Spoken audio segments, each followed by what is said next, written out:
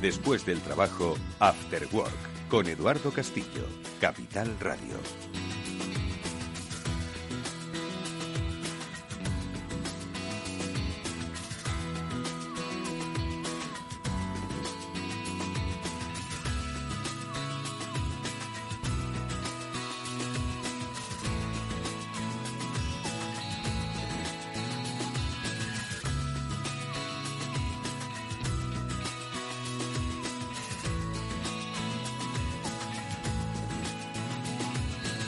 ¿Qué tal, amigos? Buenas tardes. Bienvenidos a Cyber After Work, que es el programa de ciberseguridad de Capital Radio, un programa que hoy tiene la obligación de acercarse a lo que ya en otras ocasiones y en otros programas hemos comentado como la primera guerra híbrida de nuestro tiempo, una guerra que se libra sobre el terreno, como estaréis viendo ahora mismo en la mayoría de informativos diarios y redes sociales, pero también se está librando en el ciberespacio. Estamos hablando de esa guerra en Ucrania a propósito de la invasión perpetrada por Rusia hace unos cuantos días. De ello hablaremos desde una óptica de la ciberseguridad, obviamente, sobre todo sobre cuál es el punto de partida para una nueva era en ciberseguridad con la experiencia que se está viviendo ahora mismo en la guerra de Ucrania. Lo comentaremos enseguida con los especialistas que cada semana en este programa nos acompañan para dar luz a este tema apasionante, uno de los temas más importantes de nuestro tiempo, como estoy seguro de que vamos a poder comprobar. Esos especialistas son buenos amigos. Pablo Sanemeterio y Mónica Valle. Pablo, ¿qué tal? ¿Cómo estás? Buenas tardes. Buenas tardes, Eduardo. Pues muy bien y, como bien dices, al filo de la actualidad. En unas semanas que está cambiando, yo creo, un poco. La verdad es que vamos de salto en salto. Llevamos una época de años en las que cada 2-3 años tenemos una nueva época y nos enfrentamos a un nuevo reto. Y yo creo que en esta ocasión estamos afrontando un nuevo reto. En Europa tenemos que empezar a ver las cosas de forma diferente. Y, por supuesto, pues yo me hacía un poco eco de la noticia de que Alemania ha aumentado mucho su presupuesto de defensa. Yo creo que en ciberseguridad nos toca también aumentar bastante los presupuestos. Pues muy buena reflexión esa que has tenido. Efectivamente, nada va a ser como antes. Esperemos que esto nuevo pues no sea peor de lo que ya teníamos. Mónica Valle hoy nos acompaña en remoto. Mónica, desplazada al Mobile World Congress. Mónica, ¿qué tal? Buenas tardes, ¿cómo estás? Hola, muy buenas tardes a todos. Pues sí, aquí estoy en este congreso que, bueno, ya poco a poco va adquiriendo más aspecto de normalidad, con mucha gente, más que el año pasado, y la verdad es que eso es algo positivo. Así que contentos. Bueno, pues contigo también hablaremos de Ucrania, de sobre todo la significancia que tiene, ¿no? Y un poco las lecciones aprendidas, no tanto la ciberguerra que ahora mismo se debe estar librando, sino qué lecciones podemos sacar de cara pues a los escenarios de seguridad digital en los que queremos desenvolvernos como empresas, como sociedad, como estados. Bueno, pues enseguida lo vamos a comentar. Pero son muchos otros los temas que también vamos a comentar hoy en nuestro programa, porque tenemos invitado especial. Nos visita en este estudio, enseguida le vamos a saludar, Ángel Ortiz. Él es el director de ciberseguridad de Cisco aquí en España. Siempre es un placer escuchar sus reflexiones sobre las tendencias en ciberamenazas y sobre todo ver cómo están desde Cisco trabajando por dar respuesta a esas ciberamenazas. Enseguida, como digo, le vamos a saludar aquí en directo. ¿Y qué más asuntos? Por supuesto que tendremos nuestra píldora SASI hoy con Samuel Bonete, Regional Sales Managers de Netscope, que estoy seguro de que a propósito de lo que se está viviendo en Ucrania, seguro que podemos hacer alguna que otra lectura sobre los escenarios en los que, insisto, nuestra empresa, nuestro día a día se van a situar. Hoy vivimos en un mundo conectado, no podemos pretender que una cosa no va a impactar sobre nuestro día a día, no solo emocionalmente, sino en nuestro día a día en el trabajo. Bueno, pues enseguida también saludamos a Samu, que ya nos está aguardando. ¿Y qué más cosas? Tenemos nuevo sorteo de 3 entradas para la Rooted, Pablo, que recordamos, pues está a la vuelta de la esquina. No, está a la vuelta de la esquina. Hoy y uno más, ¿no? Hoy y uno más, hoy y un lunes más de sorteo. De entradas y justo además ese último lunes vamos a tener que ser bastante rápidos nuestros oyentes en contestar, porque las entregaremos el miércoles, porque el jueves empieza RootedCon, la semana de RootedCon, recordar que es el 10, 11, 12. 10, 11, 12. Hoy estoy yo, Hoy estoy yo el de los días, fino. 10, 11 y 12 de marzo, en los que va a estar RootedCon, con lo cual, pues ese miércoles daremos las entradas. Tendrán que ser rápidos nuestros oyentes en contestar. Que sean rápidos. Bueno, lo que vamos a hacer nosotros es hoy dar los nombres de los 3 ganadores de esa última pregunta que formuló. ¿Quién la formuló la pasada semana? Alberto, ¿vale? Que dijo que qué animalillo andaba por ahí cerca de la bandera, con el candado, en el logo. De la 4ª edición de Rooted. Bueno, pues luego lo diremos y diremos los nombres de pila de los ganadores. O las ganadoras, ojo. Que ojo, que algunos contestaban en Twitter, que es como para decir, espera. Que hay que enviar afterwork@capitalradio.es. Bueno, pues luego se conectará Arantxa Sanz, por cierto, presidenta de RootedCon, para formular esa nueva pregunta que servirá para el sorteo de las 3 próximas entradas. Nada más que esto, insisto, un buen programa. Vamos rápidamente a dar unos pildorazos sobre Ucrania con Mónica Valle, con Pablo Sanemeterio.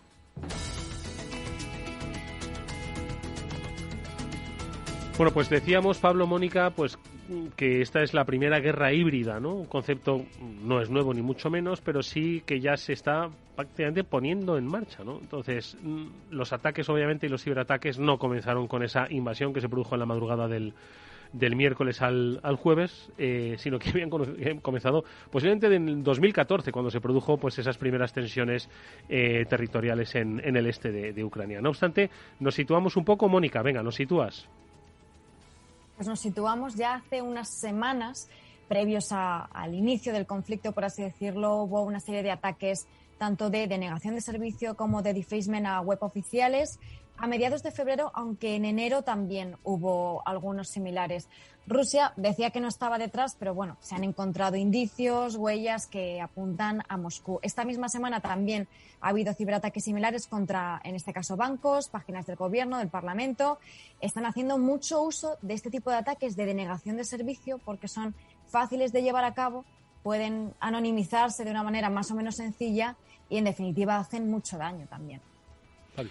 No, y además, como siempre decimos también, que la ciberseguridad es cosa de todos. Entonces, de grandes y de pequeñas empresas y organizaciones, que las pequeñas empresas también son susceptibles de ser atacadas y ser utilizadas para lanzar este tipo de ataques de denegación de servicios y cubrir tus huellas, ¿vale?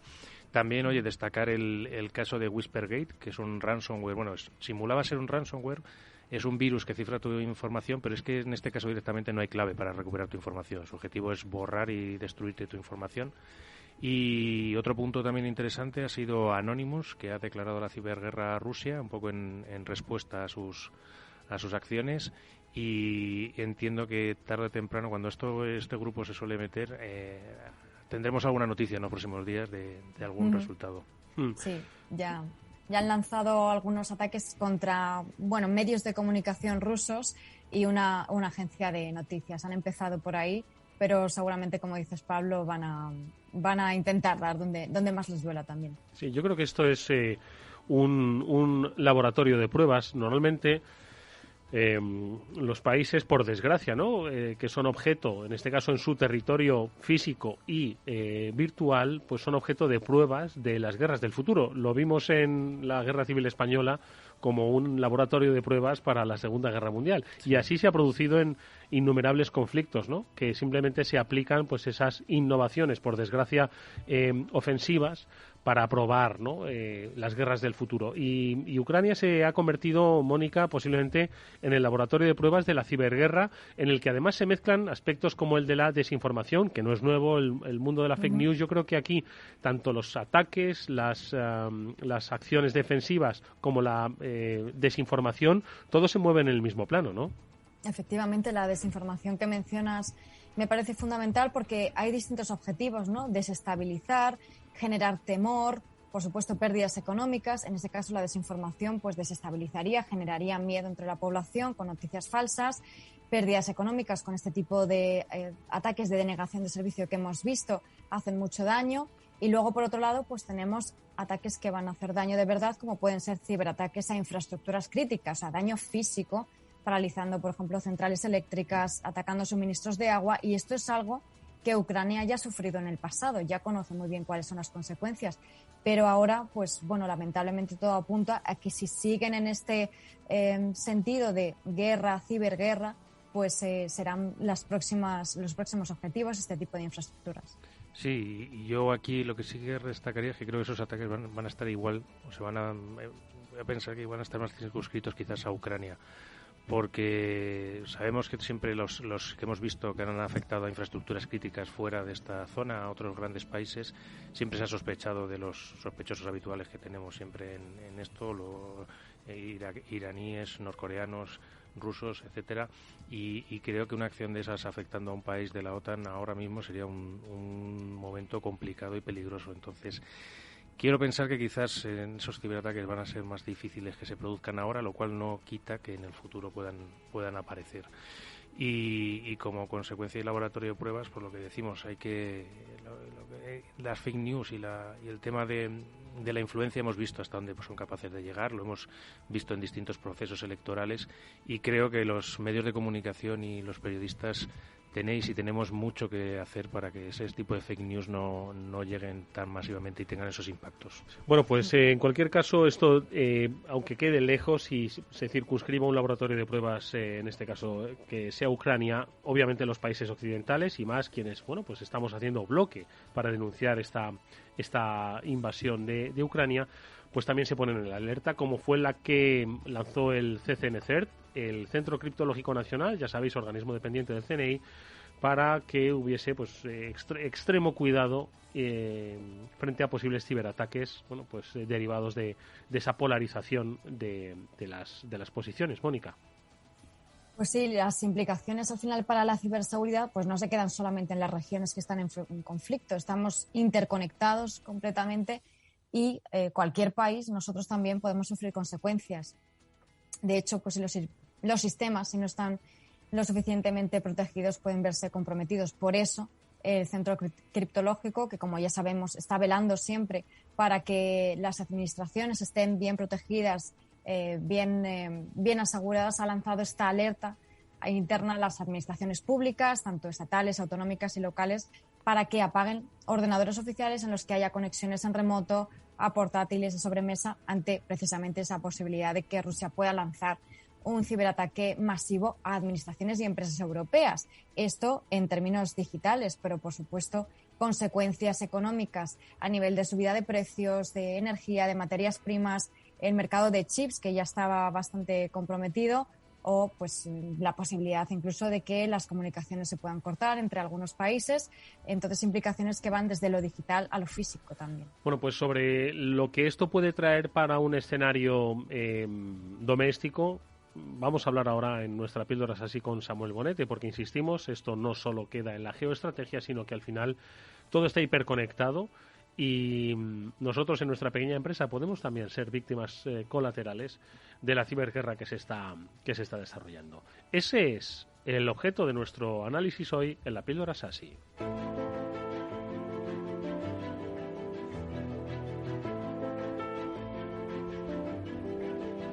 Y como decíamos, es Samuel Bonete, Regional Sales Manager de Netscope, quien hoy analiza desde esta óptica. Entiendo, Samu, que para entornos empresariales, sociales, administrativos, obviamente no podemos dejar de mirar a lo que está pasando en Ucrania desde el punto de vista de la ciberseguridad. ¿Cómo estás? Buenas tardes.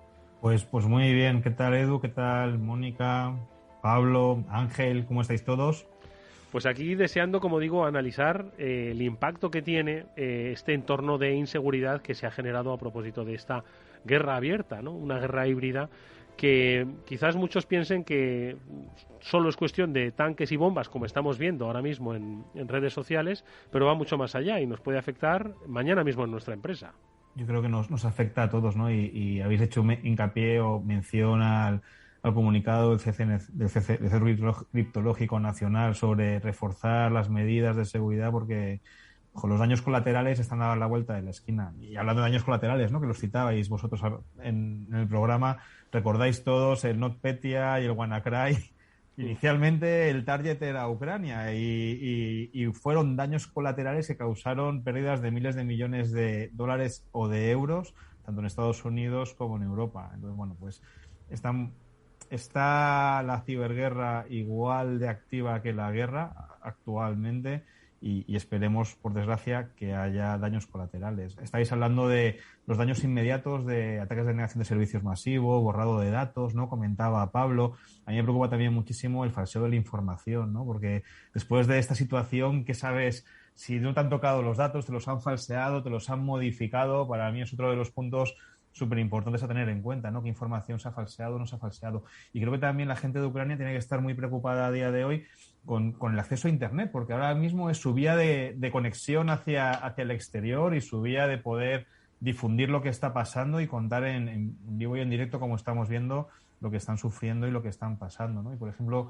no sé si habéis leído que me parece que es el ministro de Transformación Digital de Ucrania ha pedido a Elon Musk que dé acceso a Internet a través de una red de satélites que tiene Elon Musk, que se llama Starlink. Bueno, me parece brutal, ¿no? ¿A dónde estamos yendo? Y Elon Musk ha respondido, ¿no? Diciendo que sí, que él iba a dar cobertura a Ucrania y iba a reforzar ese acceso a Internet gratuito a través de su red de satélites para cubrir pues que una necesidad que para nosotros está a la orden del día, el acceso a Internet, poder disfrutar de Internet, y allí es tan importante a día de hoy, pues siga siendo algo viable en Ucrania en el contexto de guerra que están viviendo. Entonces, bueno, me parece que estamos viviendo momentos pues totalmente fuera de lo común, ¿no? Y yéndonos al día a día nuestro, al día a día de la empresa española y pensando en esos ataques colaterales, yo creo que aquí hay dos tipos de ataques, ¿no? Los que son directos, como denegaciones de servicio, como un daño colateral con un WannaCry o un Petya que nos pueda llegar y ahí poco tenemos que hacer.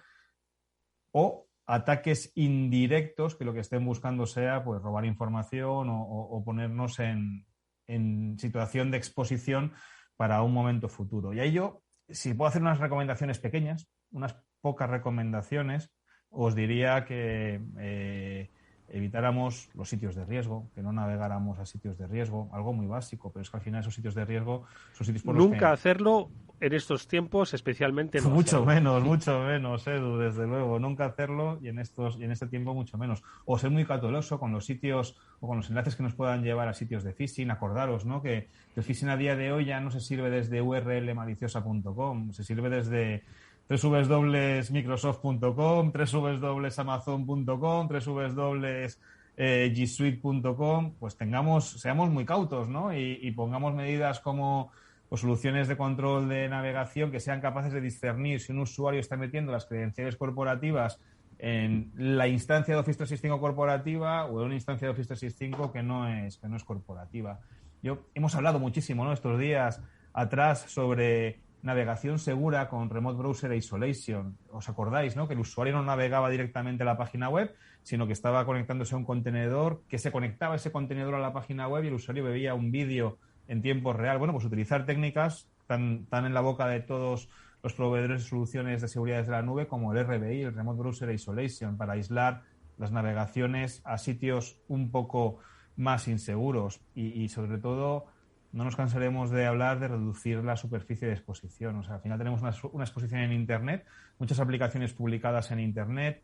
Pues, ¿por qué tienen que estar algunas de ellas abiertas a todo el mundo? Utilizamos técnicas como Zero Trust Network Access, acceso remoto seguro, para que solamente quien nosotros queremos pueda acceder a esas aplicaciones y no dejar abiertos sistemas de control SCADA o otro tipo de sistemas a Internet, ¿no? Que solamente aquello que tenga que estar imprescindiblemente abierto a todo el mundo esté abierto y el resto, pues utilicemos técnicas como ZTNA o acceso remoto seguro con el mínimo privilegio para poder acceder a los recursos internos. Y ojo, que no solamente a los recursos internos. ¿Por qué tu Office 365 vas a dejar que cualquiera desde cualquier lugar se acceda a tu Office 365, ¿no? Pues también tenemos herramientas para reducir al máximo posible quién puede acceder a tu Office 365, quién puede acceder a tu AWS, quién puede acceder a tus servicios que has contratado en SaaS, de forma que aunque te roben las credenciales de una cuenta de Office 365, pues oye, solamente se puede acceder desde las IPs de tu organización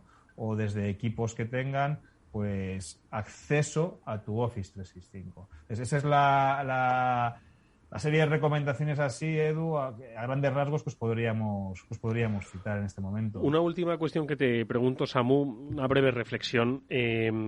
el mundo dicen que ya no va a ser como era antes, ¿no? Ya no solo por la pandemia, sino por lo que está ocurriendo, ¿no? Ahora mismo el tablero geoestratégico ha movido pues un periodo que, bueno, pues que en los últimos quizás 45 años estaba bastante estable.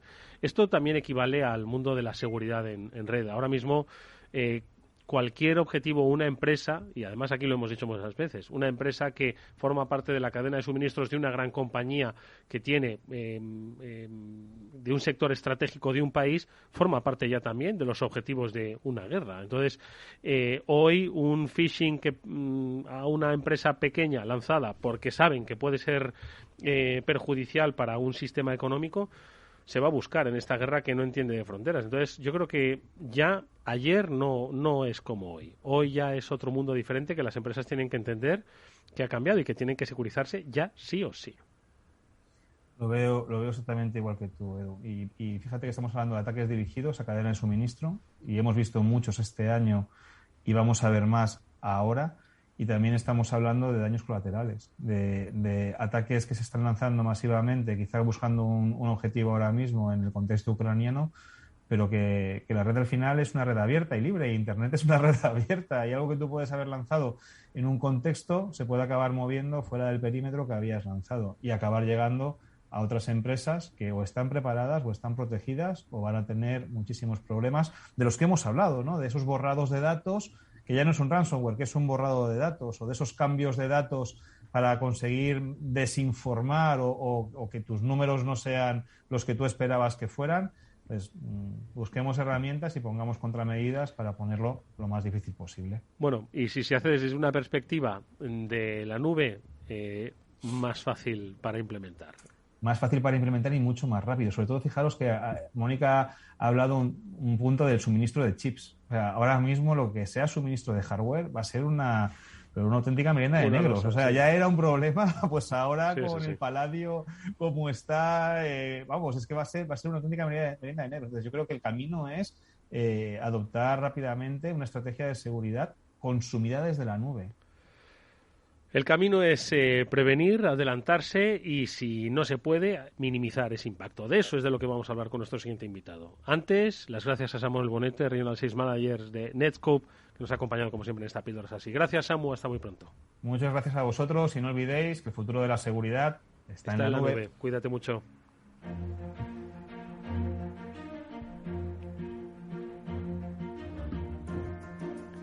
Ángel Ortiz es director de ciberseguridad de Cisco aquí en España. Es siempre un placer contar con él en este programa. Ángel, ¿qué tal? Buenas tardes, ¿cómo estás? Hola, buenas tardes, Eduardo. ¿Qué tal? Muy bien. Encantado de saludarte. Quiero decir, antes hablábamos Samuel y yo, bueno, Samuel y yo y todos nosotros, perdón, no era una conversación entre él y yo. Hablaba Samu esa reflexión de que el mundo está cambiando aceleradamente, y situaciones como la que estamos viviendo ahora mismo van a hacer que cambie todavía más. Que esos entornos de seguridad, de ciberseguridad, hoy se llama Ucrania, guerra en Ucrania, mañana se va a llamar de otra manera, cambian aceleradamente, ¿no? Y es en esos escenarios en los que debemos implementar, innovar, diseñar nuevas estrategias de ciberseguridad, etcétera. Exacto. Habéis hablado, por ejemplo, de los ataques a la cadena de suministro, que nosotros desde nuestro servicio de ciberinteligencia Talos prevemos que también tengan mucha importancia en esta situación. De hecho, muchos no se acuerdan, pero el ataque NotPetya que habéis hablado y que tuvo su origen en Ucrania, en concreto tuvo su origen en un software de gestión de impuestos que usaban muchas empresas ucranianas. O sea que es un buen ejemplo, uno de los primeros, ¿no?, de ataque a la cadena de suministro. Al final, todos vivimos en un mundo interconectado y la cadena siempre se va a romper por el eslabón más débil. Por lo tanto, pues es fundamental llevar esas políticas de confianza cero, de solo dar accesos imprescindibles, de reducir la superficie de ataque, de ¿para qué voy a tener que dar un acceso tanto a un empleado mío como a un proveedor a toda mi red o a todas las aplicaciones de mi corporación? Tendremos que dar acceso solo a aquellos recursos a los que deban acceder de forma segura y a los que tengan derecho a acceder, ¿no? Eso siempre ha sido importante, pero como comentabais, en esta situación aún más. Pablo. No, quería decir que además, ojo, que empresas ucranianas y empresas de fuera de Ucrania que tenían sedes o FEDES ahí, creo que cayeron Maes, cayó FEDES, cayó Merck, o sea, grandes empresas que podrías decir, joder, son empresas importantes en sus sectores y con impactos también bastante fuertes y joder, que es que hay que estar pendiente de todo este tipo de ataques que, fíjate, como una cosa tan sencilla como sustituir una aplicación de impuestos, como decía Ángel, te afecta y te deja pues los puertos de medio mundo parados. Entonces eso es la parte grave y que hay que tener en cuenta y proteger. Oye, Ángel, hablábamos de que hoy quizás son dos aspectos claves, ¿no?, en las estrategias de ciberseguridad, que es de las compañías, que es el de tratar de adelantarse a través de la ciberinteligencia, o cuando ya se ha producido un efecto, bueno, pues tratar un poco de minimizar ese impacto, ¿no?, de minimizar las vulnerabilidades. Hablamos un poco de los dos escenarios y cómo los estáis trabajando desde Cisco.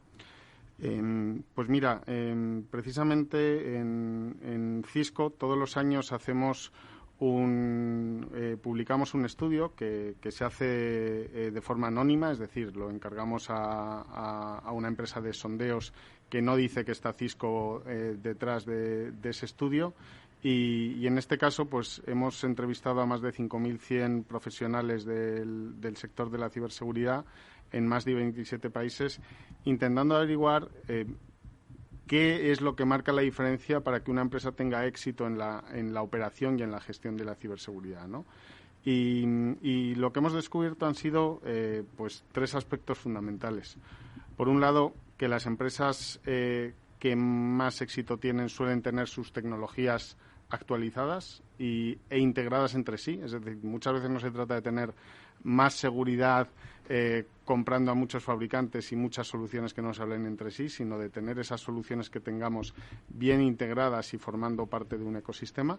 Y luego actualizadas no solo en el sentido de que estén actualizadas en cuanto a versiones de software sí, que ya sabemos que la actualización es fundamental en seguridad, sino también actualizadas en cuanto a que estén viendo donde tienen que ver, ¿no? Que estén en la nube, por ejemplo, que estemos protegiendo aquellos entornos donde están verdaderamente nuestros datos a día de hoy, ¿no? Por otro lado, otro factor fundamental que lo has apuntado antes es la capacidad de detectar y responder rápidamente a un ataque. Y aquí entra en juego 2 factores. Por un lado, la ciberinteligencia, cómo usamos esa ciberinteligencia, esa información de qué ataques están ocurriendo en el mundo y qué amenazas puedo encontrarme. Según nuestro estudio, pues un 85% de las empresas utilizan la ciberinteligencia de algún modo, pero solo un 31% lo usan de forma intensiva y lo incorporan a sus procesos de operación de ciberseguridad de forma regular. Y eso marca la diferencia, porque tienes 2 veces más probabilidades de ser capaz de responder y mitigar un ataque de ciberseguridad a tiempo si utilizas la ciberinteligencia y la automatización también de forma adecuada frente a si no la utilizas. ¿Y por qué esta diferencia? Es decir, ¿están usando mal la ciberinteligencia? ¿No saben cómo utilizar la ciberinteligencia? De ese 85 que dicen que de algún modo la usan, pero que solo es eficaz en un 30%. Bueno, lo que importa mucho es con qué frecuencia y con qué y cómo de incorporada está en tu operación diaria de la ciberseguridad esa ciberinteligencia, ¿no? Porque es algo que cambia todos los días y que tienes que ser capaz de incorporar a todos tus procesos. De hecho, es muy curioso porque una de las cosas que se mostraban en el estudio es que, curiosamente, las empresas que formaban parte casi de ese 15% que apenas usaban la ciberinteligencia y demás, cuando les preguntaban que cómo de exitosos eran sus programas de ciberseguridad y qué confianza tenían en ellos, decían que mucha. Y curiosamente era, pues eso, a veces la ignorancia, ¿no? nos da esa felicidad, pero que es realmente peligrosa. Curiosamente, a medida que empezaban a incorporar la ciberinteligencia en esos procesos, disminuía en una primera fase su confianza en sus procesos de ciber, porque claro, se dan cuenta de que todavía les queda mucho camino por recorrer, y poco a poco luego iba aumentando a medida que ya veían pues que tenían un uso más extensivo de esa ciberinteligencia. Mónica. Esta parte, hola, buenas tardes. Ángel, hola, una pena no coincidir en el estudio contigo. Pues esta parte de la ciberinteligencia me parece importantísima porque al final el tener información de calidad, inteligencia, ¿no? Sobre todo en estos tiempos en los que estamos, es fundamental, sobre todo para que se puedan tomar buenas decisiones, porque hablabas de qué es lo que marcaba ese éxito, ¿no? En la ciberseguridad de una empresa, tecnologías, el ecosistema, detectar y responder, y al final esta inteligencia, estos datos, es lo que te permite todo esto, ¿no? Saber cuáles son las mejores tecnologías y la mejor estrategia y aproximación para hacer el mejor ecosistema, ¿no? De ciberseguridad de la empresa. Exacto. De hecho, fijaos que cuando hablamos también de ciberinteligencia, nosotros creemos que es importante tener una visión global de esa ciberinteligencia, es decir, cubrir todos los 5 vectores de ataque que hablamos siempre en Cisco, ¿no? El correo, la navegación, el puesto de trabajo, el usuario, la red y la nube.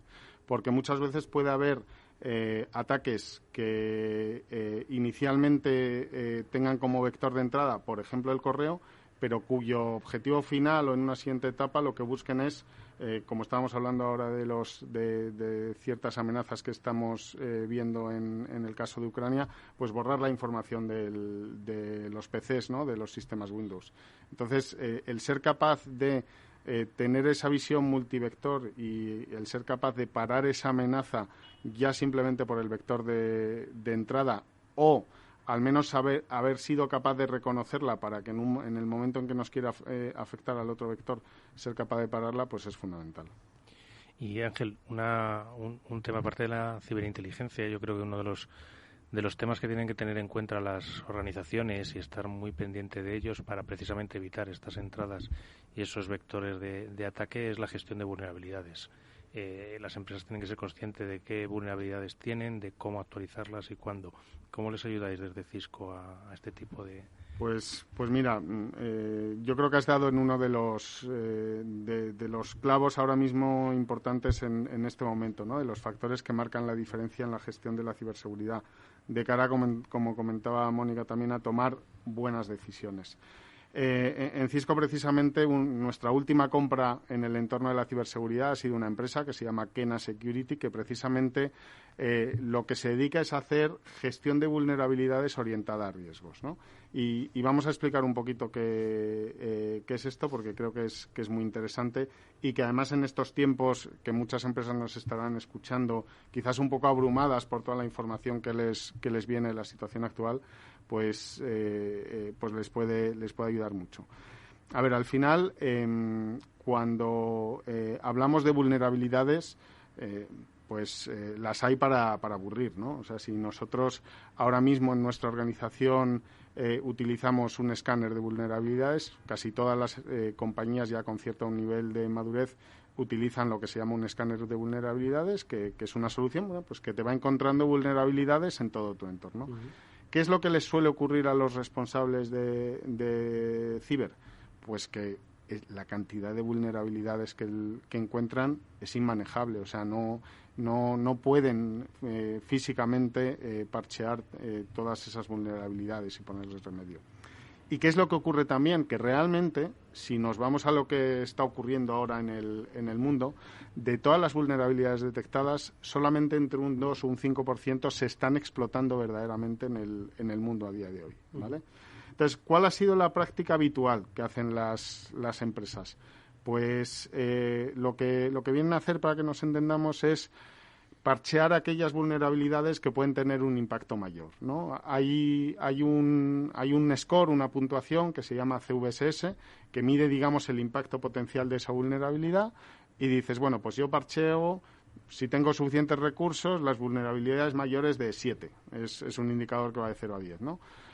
O si no, las vulnerabilidades mayores de 9, y por lo menos parcheo las que son potencialmente más críticas. ¿Y qué ocurre con ese enfoque? Pues que os pongo 2 ejemplos donde se entiende muy bien. Por un lado, puede haber vulnerabilidades que potencialmente sean muy críticas, pero sea tan complicado explotarlas que en la vida vamos a encontrar ataques que verdaderamente las exploten. No sé si recordáis hace un par de años o 3 que salieron unas vulnerabilidades en procesadores de Intel, que hubo mucho revuelo tal, y no hemos visto amenazas relacionadas con esas vulnerabilidades porque eran técnicamente muy, muy difíciles de explotar, ¿no? Entonces estaríamos parcheando esas vulnerabilidades que en muchos casos pues no son fáciles de explotar.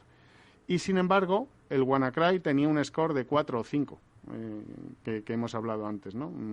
Y fijaos la que lió. O sea, puede haber vulnerabilidades que no sean potencialmente tan peligrosas, pero que sin embargo sí que se estén explotando en el mundo real y que puedan causar un impacto también importante en mi organización. Entonces, ¿qué es lo que hacemos nosotros desde Cisco? Pues ayudamos a esos clientes mediante nuestra ciberinteligencia y mediante nuestras técnicas de análisis de datos, de data science, en enfocarse en esas vulnerabilidades que de verdad se van a explotar en su entorno, tanto por el área geográfica en la que operen, por el sector y por lo que nosotros estamos viendo que se está explotando en el mundo. Entonces, al final es uno de los ejemplos de dirigir nuestros esfuerzos donde de verdad tiene interés. En vez de liarnos a parchear a lo mejor 15.000 vulnerabilidades, en el caso de una empresa estándar, pues podemos parchear 600. Y el ahorro de trabajo pues es considerable. Y además has dicho una cosa que es clave, ¿no? Una multinacional que opera en España, pero que también opera quizás en Latinoamérica. Igual sus protocolos de ciberseguridad pues son estándares para toda la compañía, ¿no? Exacto. Unos altos protocolos, pero que no tienen la misma lectura que pueden tener en España, que pueden tener en Europa del Este y que pueden tener en Colombia. Exactamente. Y no son susceptibles tampoco de sufrir los mismos ataques. Igual que por el sector donde operan. No es lo mismo una empresa industrial que una empresa en el sector bancario que una administración pública. Esto, en cierto modo, lo que hace es ahorrar en tiempo, ahorrar en dinero y en mejorar esas superficies de exposición. Es decir, hacer un análisis real, lo que decías tú, el WannaCry no se le tuvo en cuenta porque, bueno, pues quizás no estaba a ese nivel que podría haber dado el indicador y luego resultó como resultó. Entonces, al final, estamos hablando de eficacia, eficiencia y ahorro, ¿no? Efectivamente, es de lo que se trata. Siempre hablamos muchas veces de la escasez de talento, de recursos, ¿no? A la hora de gestionar la ciberseguridad.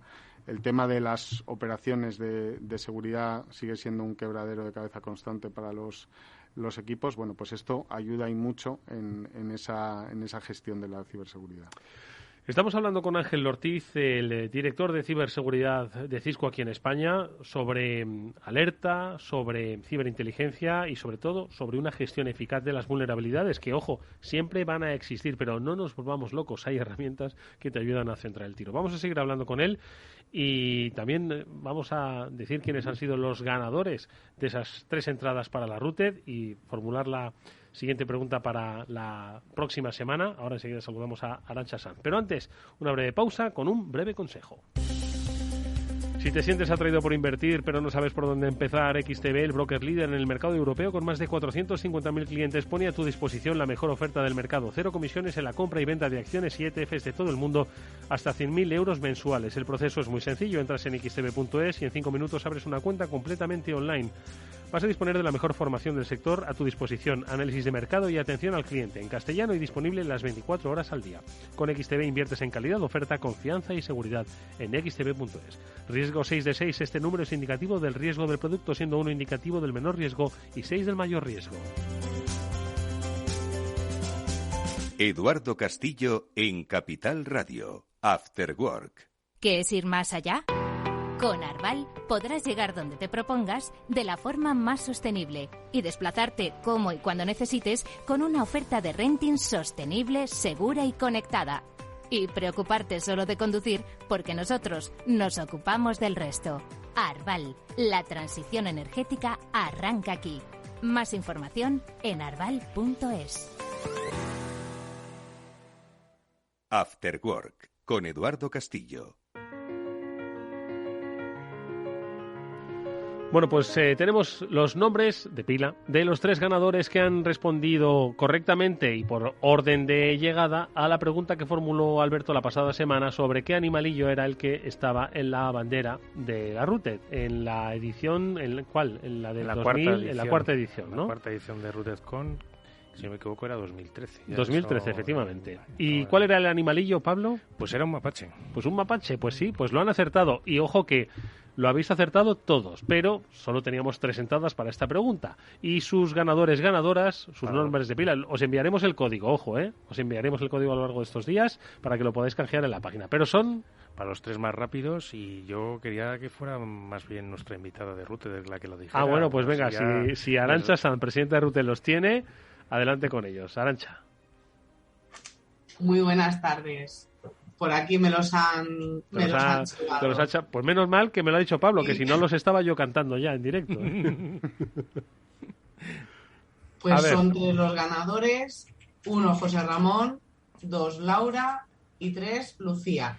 Bueno, pues hoy tenemos mayoría de mujeres ciber. Bueno, pues eso es lo que además nos gusta fomentar, que hace tiempo que no tocamos el tema de Women in Cyber y nos gusta mucho que haya no solo interés, sino además asistencia a esa Rooted para estos ganadores. Bueno, pues para vosotros os canjearemos los códigos y nada más que plantear una nueva pregunta. Oye, por cierto, Arantxa, ¿por qué un mapache?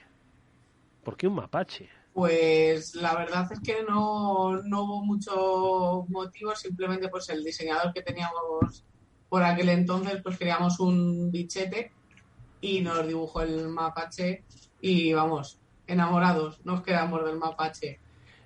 Los malos rumores por ahí, David, hablaban de que es que, claro, en los centros de seguridad la gente dormía poco y por eso tenía ojeras como los mapaches.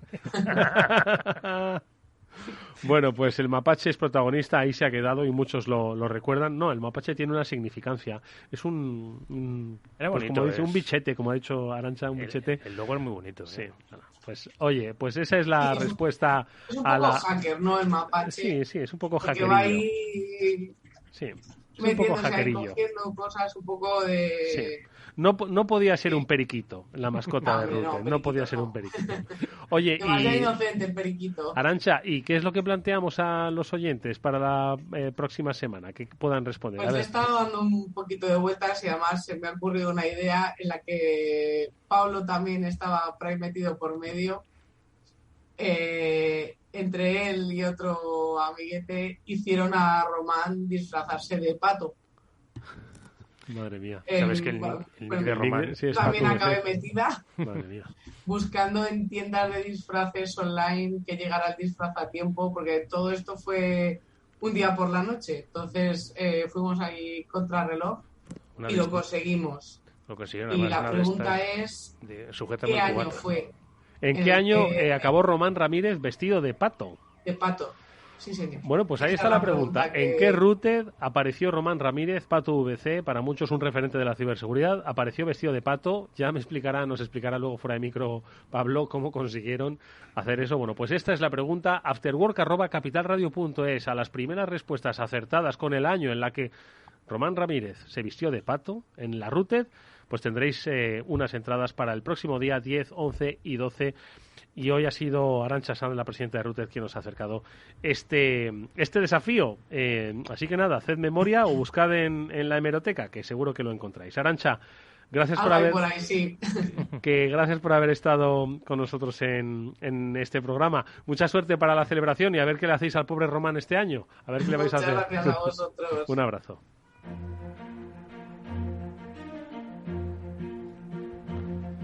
Estamos con Ángel Ortiz, director de ciberseguridad de Cisco en España, hablando de ciberinteligencia, hablando de gestión de vulnerabilidades. ¿Es fácil de implementar? Antes retomo un poquito Ángel, ¿no? Cuando decían que hay quienes decían que usaban algo de ciberinteligencia, pero otros que no lo aprovechan tanto. ¿Es sencillo poner en marcha estas herramientas? Bueno, en este caso, en el caso de nuestra herramienta de gestión de vulnerabilidad, es una solución completamente desde la nube y que únicamente hay que darle pues los resultados, alimentarla con los resultados de nuestros escáneres de vulnerabilidades y ella sola, digamos, te prioriza y te saca en cuáles te deberías centrar. De hecho, es tan sencillo que, bueno, nosotros cuando se lo contamos a los clientes, el hacerles un piloto es francamente fácil. Es que nos den lo que les da su escáner de vulnerabilidades y se prueba en el momento. No, y la verdad es que este tipo de soluciones son muy útiles, como hablábamos, para prevenir ataques. Y hemos hablado, a mí me ha llamado mucha atención lo que hablamos de que el 85% lo consideraba útil, pero solo el 30% lo realmente le sacaba partido, consideraba que le sacaba partido. Te quería preguntar, Ángel, ¿por qué puede estar esta diferencia y sobre todo qué papel juega la automatización? ¿La automatización juega algún papel en esta parte del threat intelligence y de la respuesta ante amenazas? Bueno, la automatización es fundamental. Por un lado, no solo a nivel de nuestro propio servicio de ciberinteligencia de Talos. Sabéis que Talos es como se llama el servicio de ciberinteligencia de Cisco, que es la mayor red privada mundial de ciberinteligencia, no solo por número de sensores que tiene, con toda la infraestructura que tiene Cisco desplegada por el mundo, sino por esa variedad de sensores que cubren los distintos vectores de ataque. Entonces, imaginaos toda esa cantidad tan ingente de datos que absorbe. Hombre, Talos tiene mucho personal, tiene 250 investigadores, analistas de ciberseguridad dedicados, 600 ingenieros de software, o sea, mucha gente, pero aún así, imaginaos lo que debe ser para ellos ingerir esa cantidad de información. Entonces, ellos ya utilizan muchas técnicas de aprendizaje automático y de automatización a la hora de discernir en qué amenazas se deben centrar. Eso por un lado. Pero luego también, a la hora de incorporarlo a sus prácticas de ciberseguridad, las empresas también es importante que automaticen esos procesos, ¿de acuerdo? Y que pues toda la información que de alguna manera todos los productos de Cisco, todas las soluciones de Cisco que adquieras vienen de base con esa ciberinteligencia de Talos, o sea, no hay que pagar una licencia adicional, no hay que hacer no hay que licenciar nada sobre ello, pues conseguir que esté automatizada, pues tanto el envío de las amenazas que encuentren como la consulta, como la incorporación de esos feeds, incluso la integración con herramientas de terceros, bien sea nuestra propia plataforma de orquestación, SecureX, como herramientas de terceros, SIEMs, etcétera. Moni. No te oímos, a ver, ahora te oímos. Adelante, sí, adelante. Ángel, antes nos mencionaste y estabas hablando también de esas prácticas de seguridad, ¿no?, que son tan necesarias. En vuestros informes nos estabas comentando uno, pero tenéis otros, ¿no?, desde Cisco, en los que pues responsables de seguridad profesionales, ¿no?, explican qué es lo que consideran ellos fundamental. Y hay un aspecto que es la recuperación ante desastres, ¿no?, esa capacidad de resiliencia de la que solemos hablar, que es fundamental para no solamente pues sí, tener la capacidad de detectarlos, por supuesto de prevenirlos, pero de responder de una forma muy rápida, muy ágil y bueno, intentando incluso aprovechar esa oportunidad para mejorar en todo lo posible. ¿Cómo entrenar esa capacidad de recuperación, Ángel? Como has comentado, Mónica, es el tercer factor que marca la diferencia entre una práctica de seguridad exitosa y las que no lo son, ¿no? Habíamos hablado de tecnologías actualizadas e integradas, de automatización y ciberinteligencia, y la tercera es la recuperación ante desastres. Entonces, para ello nosotros en nuestro estudio lo que hemos identificado son tres factores fundamentales. Primero, que se sigan de forma proactiva lo que es la continuidad del servicio del negocio, porque al final es continuidad del negocio, la continuidad de las tecnologías de la información es la continuidad del negocio en los consejos de administración, y que esos informes se sigan a nivel de consejo de administración. Segundo, que se identifiquen qué capacidades son críticas de proteger en nuestra organización y digamos que se protejan. Una de las conclusiones más interesantes del estudio es que por debajo del 80% de las capacidades críticas protegidas no hay apenas mejora en la continuidad de negocio. O sea, si no identificamos cuáles son esas capacidades críticas, porque digamos, activos tendremos muchos, pero tenemos que identificar qué es lo que bajo ningún concepto podemos dejar que caiga, ¿no? Y securizar eso. Si no hacemos eso, pues de nuevo no dirigiremos nuestros esfuerzos allá donde tengan que estar dirigidos. Y lo siguiente es automatizar esas prácticas con ejercicios de Red Team, de Purple Team, pero de forma automatizada y constante, ¿no? Y periódica. No se trata de eso, de ver cómo entro esta vez o tal, sino eso, que sea una práctica automatizada y frecuente para digamos, meternos en un proceso de mejora continua de la continuidad de nuestros negocios. Un minuto nos queda, Ángel. Te vamos a pedir pequeña reflexión a propósito de cómo están cambiando los escenarios. Llevamos apenas 2 meses de año 2022 en el que, pues lo comentábamos al principio del programa, bueno, pues se han producido, bueno, pues episodios que van a cambiar nuevamente el mapa de las amenazas, ¿no? ¿Cómo creéis que se va a desarrollar este 2022? ¿Hacia dónde va a evolucionar las principales amenazas? Estuvimos hablando con Ángel, ¿no? La última vez, yo creo que un poco hablando de las tendencias, ¿no? Para este año. ¿Cómo veis desde Cisco el escenario que se va a producir? Bueno, pues con todo lo que se está sucediendo a nuestro alrededor.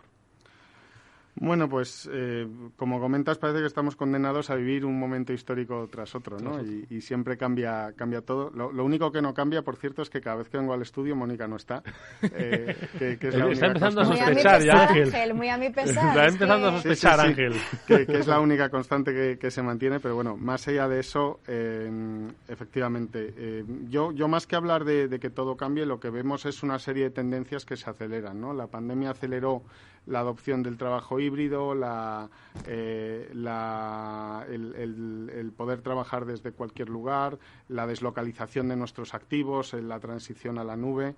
Y ahora yo creo que esta situación lo que también va a acelerar pues son otras tendencias, como yo creo que la adopción del Zero Trust, de modelos de confianza cero. Yo creo que las empresas cada vez van a ser más conscientes de que hay que dar los privilegios mínimos y de que vivimos en un mundo interconectado y, como hemos puesto de manifiesto con diferentes ejemplos, tenemos que adoptar modelos de confianza cero que además ya están disponibles, incluso mejorando la experiencia de usuario. Yo creo que ya os comenté que desde Cisco yo accedo a todas las aplicaciones que necesito sin necesidad de arrancar una VPN y con una autenticación fuerte a través de nuestra solución de Duo y con una experiencia de usuario tremendamente sencilla, incluso sin contraseña.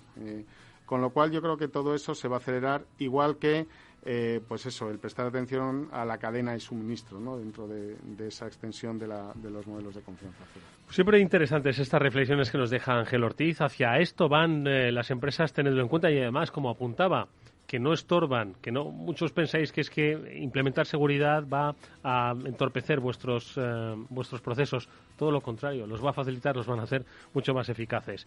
Son las reflexiones, como digo, compartidas de Ángel Ortiz, el director de ciberseguridad de Cisco aquí en España, al que siempre le agradecemos enormemente que haya venido a este programa. Ángel, mucha suerte para el futuro, que tengáis mucha suerte en Cisco y gracias como siempre. Muchas gracias a vosotros y un placer estar aquí, como siempre. Y a todos ustedes, las gracias. Las gracias que ya, por cierto, nos están escribiendo con esa respuesta. No las digo en voz alta, pero Javier y otros, Francisco Javier, ya nos están escribiendo a ver si han acertado, sobre cuándo estuvo Román vestido de pato. Bueno, pues a ellos y a Pablo Samentero y Mónica Valle, por supuesto, las gracias por, como siempre, estar en este Ciberactuero. Gracias, Pablo, gracias, Mónica.